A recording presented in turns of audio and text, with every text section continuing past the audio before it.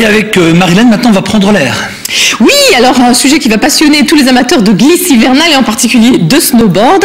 Alors vous savez, l'incontournable mondial de la discipline change de nom. Cette année, ça s'appelle Rock on Snowboard Tour.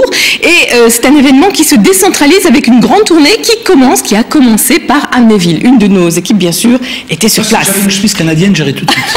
On va y aller.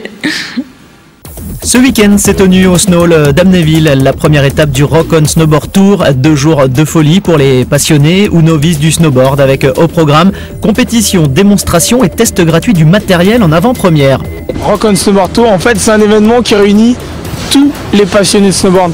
Ceux qui sont très forts, ceux qui veulent débuter, ceux qui sont passionnés et qui montent toute l'année à la neige, ceux qui sont des amateurs, ce qu'on appelle. Donc c'est l'industrie du snowboard qui vient.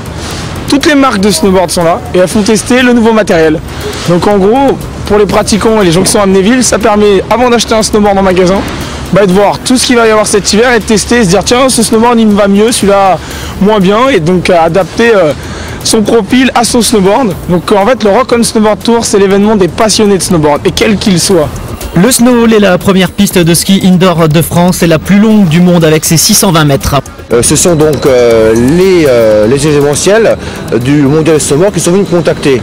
La reconnaissance pour Snow, bien sûr, et j'ai accepté avec grand plaisir. Oui, c'est un événement important dans le sens où les snowboarders font partie d'environ 20% de notre clientèle.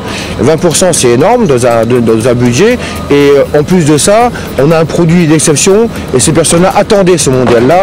Samedi et dimanche, les débutants de snowboard et les aficionados ont pu expérimenter les nouveaux équipements de la saison à venir.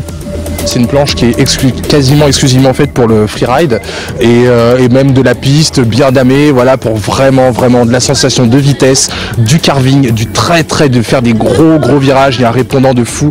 Dès qu'on veut se relever, repasser de l'autre côté du car, ça réagit tout de suite. C'est vraiment top. Ce qui est sympa, c'est de pouvoir essayer des boards gratuitement, parce que c'est quand même des boards qui ont un certain coût comparé à des boards de freestyle ou des choses comme ça.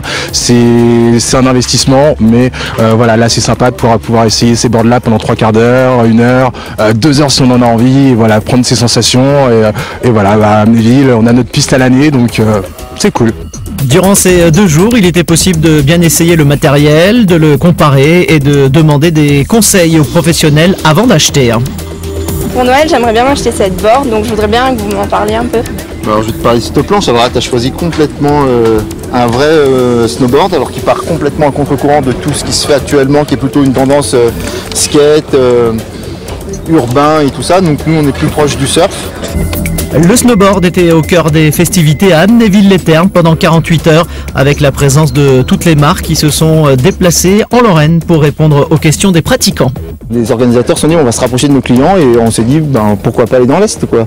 Donc à Amnéville pour nous c'est important parce que c'est justement vraiment une clientèle qu'on n'a pas l'habitude de toucher, et puis on partir à leur rencontre pour pouvoir leur faire tester notre matériel et puis lancer la saison.